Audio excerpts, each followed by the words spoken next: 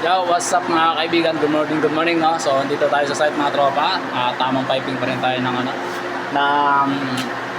itong ginagawa natin ngayon. Ayan, no? Kita nyo ba yan yung PPR pipe na yan, no? So, pinapipingan natin na papunta dito.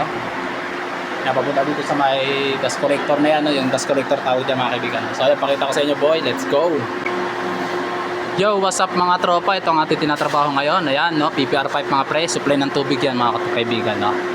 Tatakbo yan dito sa, yan, nakita niyo yung tanso na yan, yan, papasok yan, no? Dust collector tawag dito mga kaibigan, no? Itong mga machine na to, yung mga machine na yan, no? May mga himulmul kasi yan, no?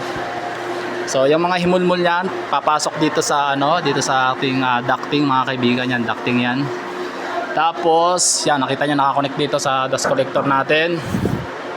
So, yan, dyan yan tatakbo, no? Di pa tapos, no? Naubusan tayo ng 45, no? Siyempre pag after natin dyan, hindi pa tayo dito.